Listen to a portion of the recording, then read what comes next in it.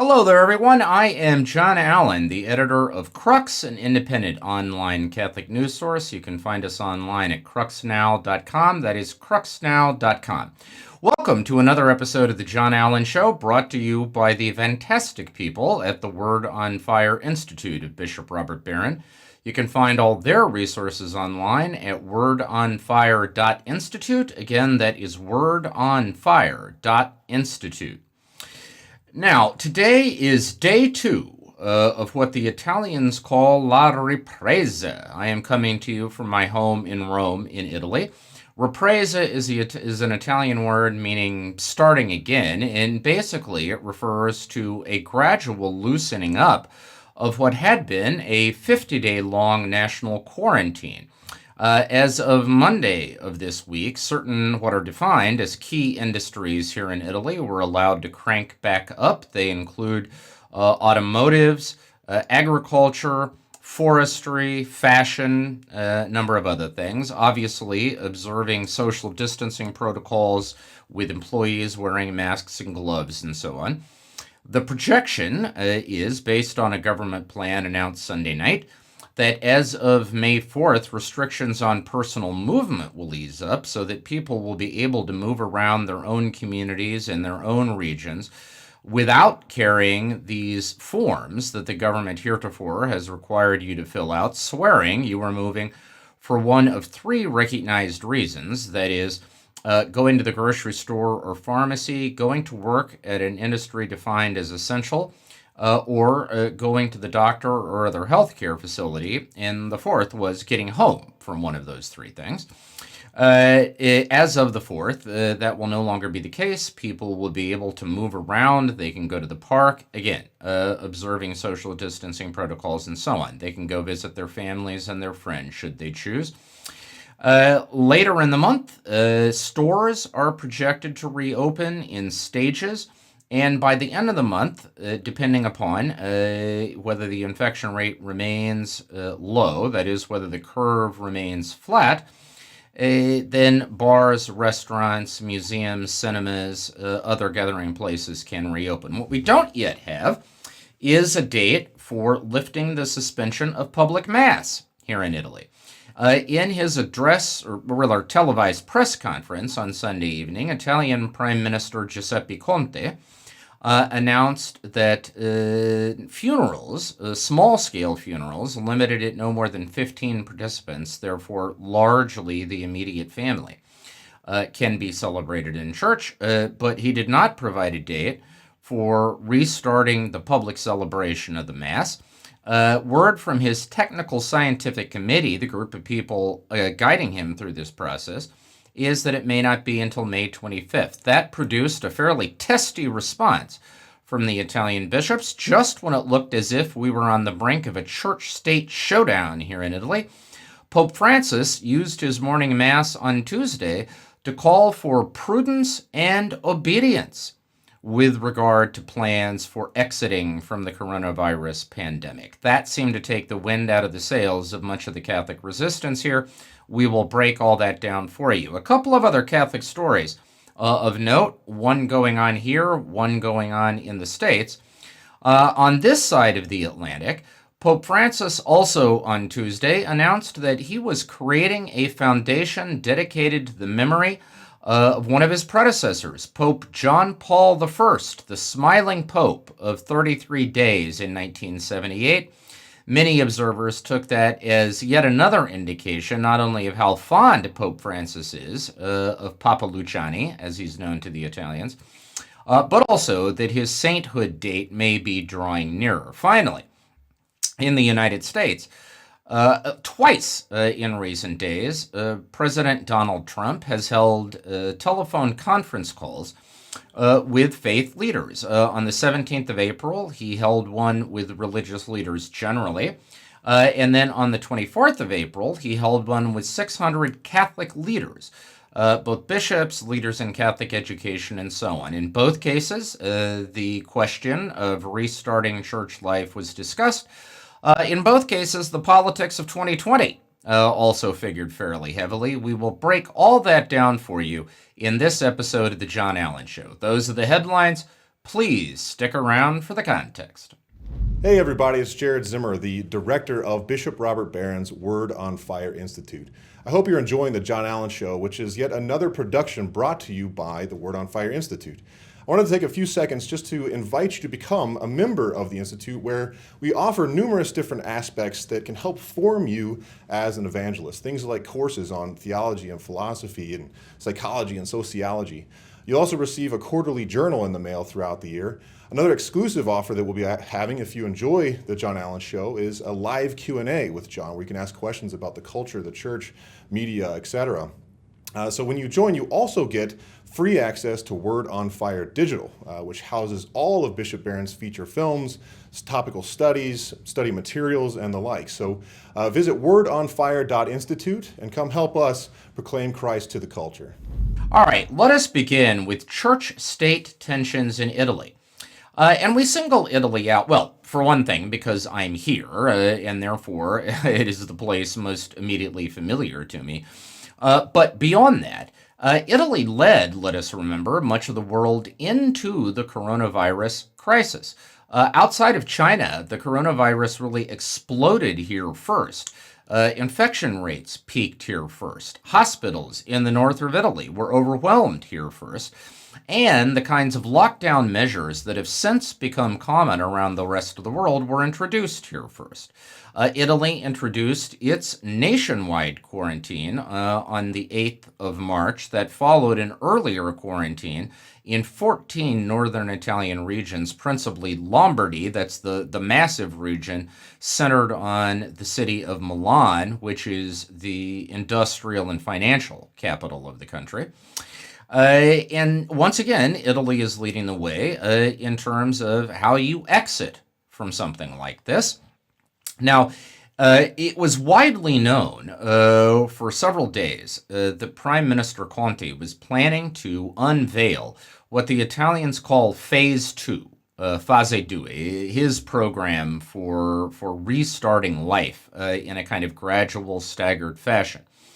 The Italian Bishops' Conference, or CE as it is known here, that's the Italian acronym for the Conferenza Episcopale Italiana, the Italian Episcopal Conference, they had made several appeals to the Prime Minister asking for permission for Mass, public celebration of the Mass, to be able to recommence perhaps as early as the 3rd of May, observing all of the standard safety precautions that have by now become very familiar from, say, grocery stores, pharmacies, hardware stores, tobacco shops, and so on. That is, limiting the number of people who can go in at any given moment in order to maintain appropriate amounts of distance between those who are inside, wearing masks and gloves, avoiding physical contact, and so on. However, the Prime Minister, in the end, decided not to give that green light.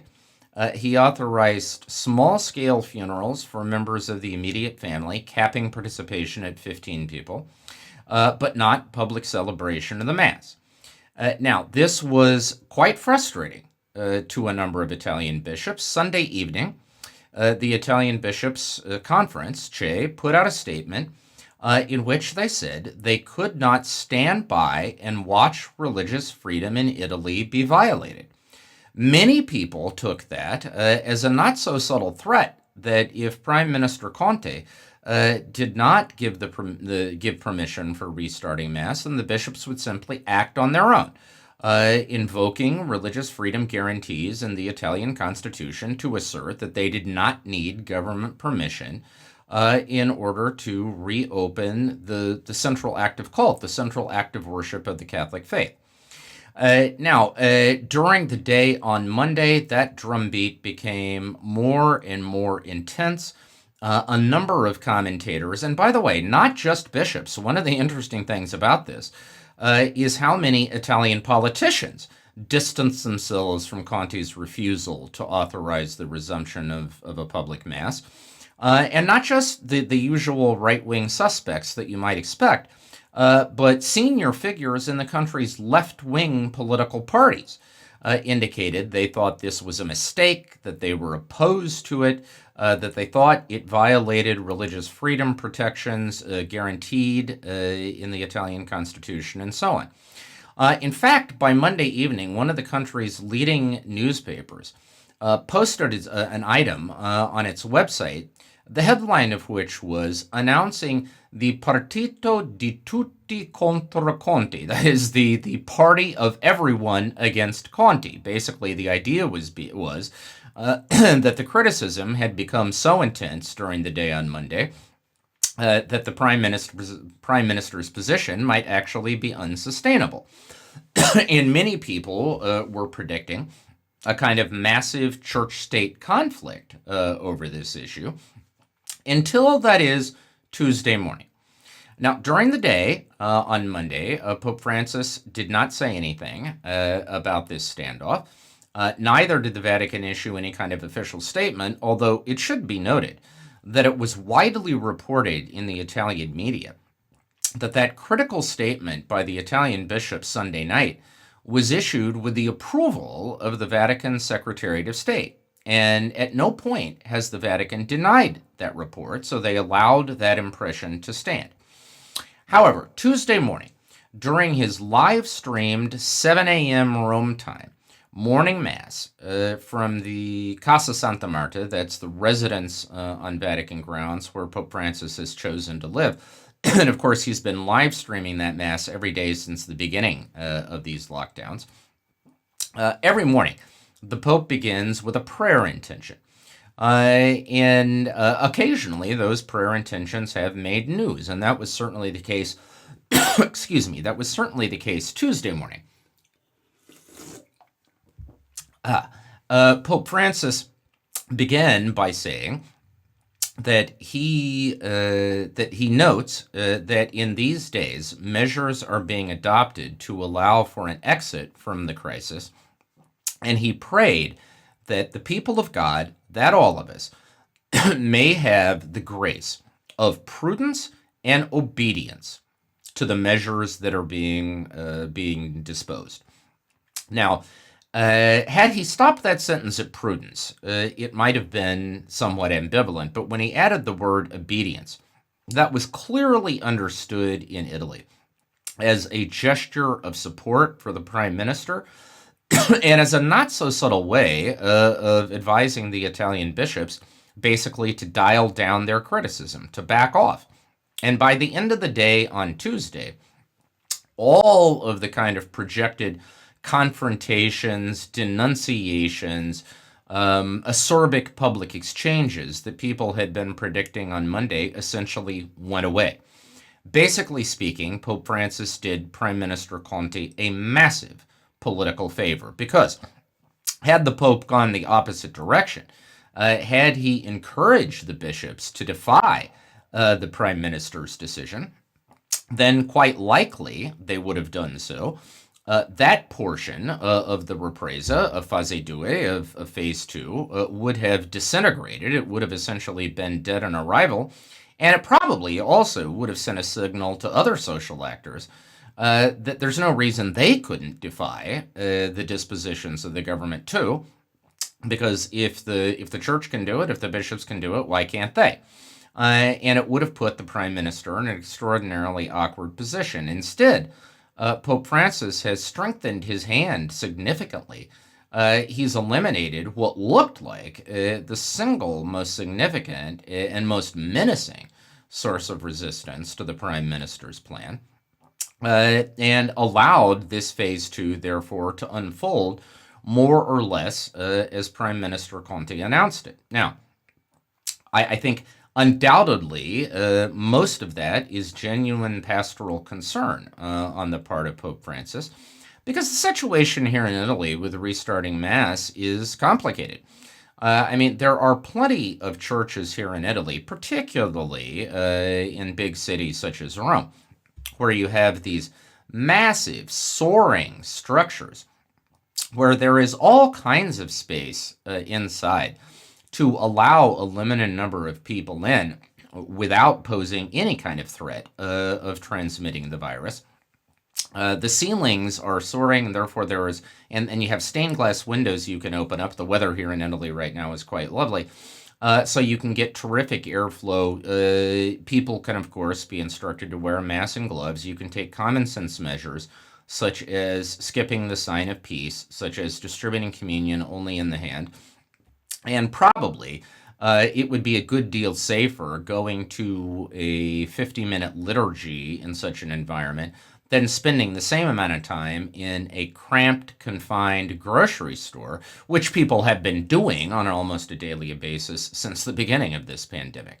On the other hand, there are also scores and scores, countless numbers of smaller parishes, oratories, chapels, shrines in various parts of the country where they don't have that kind of ability to let in medium-sized numbers of people without creating a threat to social distancing. And they have no facilities for regulating that access in the first place. That is, no way to do a kind of basic crowd control outside to make sure only the right number of people get in for any particular mass. So, undoubtedly, Pope Francis doesn't want to be precipitous, doesn't want to go off half-cocked, and respects the desire of the government to get this right. However, I think it would also be naive not to note that there is also a bit of political subtext to all of this, which is Pope Francis has just done Prime Minister Conte, that is Giuseppe Conte, the Prime Minister of Italy. He's just done him an enormous favor at a time when he badly needed it.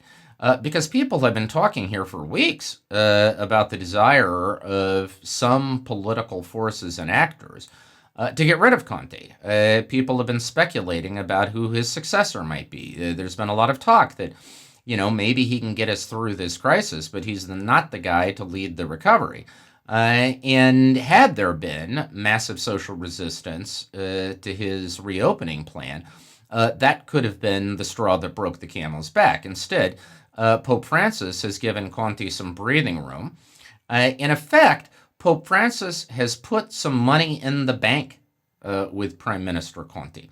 And now it will be interesting to see whether the Italian bishops are able to write a couple checks on that account as they carry out their negotiations with the government about reopening, because the government has said that within just the next few days it plans to issue a protocol regarding the resumption of public masses.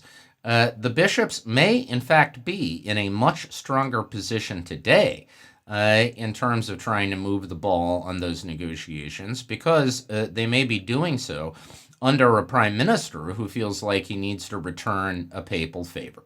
We will see. All right, another story making news in the Vatican. Pope Francis, as we mentioned at the top of the show, has created a new foundation dedicated to the memory of one of his contemporary predecessors, Pope John Paul I, who reigned from August to September in 1978. Just 33 days, although believe it or not, that only makes him the 10th shortest serving pope in church history, but certainly one of the briefest pontificates on record. Prior to his election, John Paul I was Cardinal and Patriarch Albino Luciani of Venice. And when he was elected, bear in mind, he came at the end of the Paul VI years. Paul VI had been known as the Hamlet Pope. He was widely considered, whether fairly or not, a somewhat anguished figure, not someone who really turned the world on with his smile. Then, all of a sudden, in August 1978, you have this beaming, happy-go-lucky, extraordinarily pastoral figure from Venice who sort of bursts onto the public stage.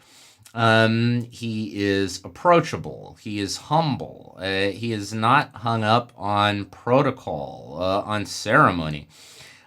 He likes to invoke secular points of reference as well as ecclesiastical ones. He speaks the language of the street. He's determined to sort of get out of the Vatican and into the street, meet people where they are, especially the poor. Now, if all that reminds you of someone, it should, because the similarities between Pope John Paul I and Pope Francis are quite striking. Pope Francis has referred repeatedly to the legacy, to the teachings, the writings, the example, the homilies of John Paul I throughout his papacy. In fact, he's probably quoted John Paul I almost as much as he's quoted John Paul II and Benedict XVI. And when you consider that John Paul II reigned for 27 years and Benedict XVI 8, the fact that he's quoting a pope of 33 days almost as much is, of course, highly significant. Many people believe that Pope Francis hopes one day to be the pope to be able to beatify and canonize John Paul I, that is, formally declare him a saint of the Catholic Church. And although creating this foundation does not ipso facto mean that that's a done deal, it is striking that although Pope Francis named Italian Cardinal Pietro Parolin, his Secretary of State, as the kind of superior of this foundation, its executive director, more or less, is an Italian journalist by the name of Stefania Falasca, who is also the vice postulator of the sainthood cause of John Paul I. So, clearly, if this was a sainthood cause that Francis wanted to put on the back burner, this would be a very odd way of going about it. So it probably is an indication that at some point in the not too distant future that is in the cards. This foundation is going to be dedicated to doing its own research on the life and legacy of Albino Luciani, John Paul I, and also supporting research conducted by others. It's supposed to become a point of reference for these kinds of studies, both in Italy, worldwide. It undoubtedly will be publishing books and other materials, finding other ways to try to raise consciousness about the life and legacy of John Paul I. In many ways, the Italians will tell you, Papa Luciani was Pope Francis before Pope Francis. And so there is something sort of providentially fitting, I suppose, about the Pope who arguably best embodies that brief shining moment of John Paul I being the one to create an institutional infrastructure to make sure that his memory is not lost to the passage of time. All right, finally, crossing the waters of the Atlantic, we arrive in the United States, where we have seen in the last couple of weeks a couple of very interesting intersections of the politics and the pastoral experience, I suppose, of the coronavirus, and also the politics of the 2020 election, because although it is hard to remember sometimes, given the way the coronavirus has sort of sucked all the oxygen out of the room in terms of media attention, at the moment, we still do have a presidential election on the calendar in 2020. It seems, it is certain that the Republican candidate will be the incumbent, President Donald Trump, and it seems all but certain that the Democratic nominee will be himself a Roman Catholic, former Vice President Joe Biden. Now, in recent weeks, President Trump has convened kind of virtual conferences, that is, conference calls, with faith leaders. On the 17th of April, he held a call with leaders of a variety of different denominations and religious traditions in the United States. Participating in that call were a couple of Catholic notables, Cardinal Timothy Dolan of New York, and Archbishop Jose Gomez of Los Angeles, who was also the president of the U.S. Conference of Catholic Bishops. Several days later, on the 25th of April, President Trump held another conference call, this one specifically with Catholic leaders, about 600 of them, including a few bishops. So Dolan and Gomez were again on the call. They were joined by Cardinal Sean O'Malley of Boston, and Bishop Michael Barber of Oakland in California, who was also the president of the U.S. Bishops' Committee on Education. The ostensible purpose of this call was to talk about Catholic schools and in the service of Catholic schools, and also to talk about reopening, that is, resumption of the church's routine pastoral life in the wake of the coronavirus. No specific conclusions came out of the call in terms of when the suspension on public masses might be lifted, whether it would happen in a coordinated national fashion, whether it would be done locality by locality, diocese by diocese, but depending on what the local situation there is. Obviously, the Catholic leaders on the call, as the other faith leaders had done a few days before, indicated that they were hoping for the earliest possible capacity to resume the worship life of the church, but no assurances were given. President Trump certainly voiced vocal support for Catholic schools, support for school choice systems. But he also used this call, as he had the call with faith leaders, used the call as an opportunity to appeal directly for electoral support in November. He described himself, actually, as the best president in the history of the Catholic Church. Now, clearly, he didn't mean that he was himself a Catholic, but what he meant, presumably, is that on the issues of interest to Catholics, at least as he would see it, he believes his track record is second to none. He specifically cited his support for pro-life policies, especially the Mexico City policy banning public funding of abortion. He cited his support for Catholic education. He cited his support for religious freedom. And he made the case explicitly that if a Democrat were to be elected, and although I don't believe he used former Vice President Biden's name, but I think everyone knew who he was talking about. But he said, were a Democrat to be elected, Catholics would be in for tough times on all of those issues. Now, interestingly, well, perhaps it's not striking. The president did not mention conflict areas with the church, but based on reports in any event, other Catholics on the call did not point to areas where both the Vatican and the U.S. Bishops' Conference have had their difficulties with this administration, for instance, over immigration policy and immigration reform, over the fight against climate change, the U.S. withdrawal from the Paris Agreement, generally over economic policy and support for the poor. Those have all been issues where there have been flashpoints, but this call was not the forum in which they were addressed. Now, no one on this call made any specific pledge of support to President Trump, but taken together, these two calls, I think, confirm a couple of points. One, President Trump clearly sees the religious vote as key to his reelection prospects in November, and specifically wants to target the Catholic element of that religious vote, which brings us to point two, which is, once again, the Catholic vote will be in play in the American presidential election. Now, let us be clear. There is no such thing as a monolithic Catholic vote in the United States.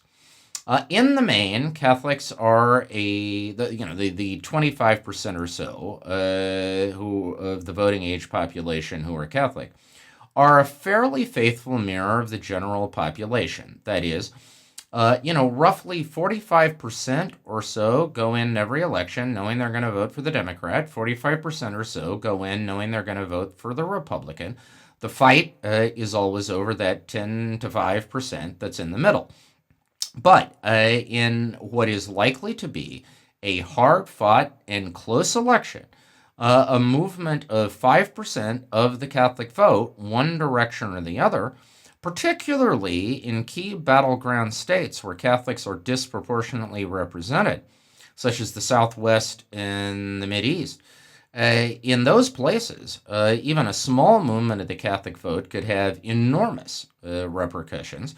And so, therefore, I would expect both campaigns in the fall to be aggressive about targeting Catholics.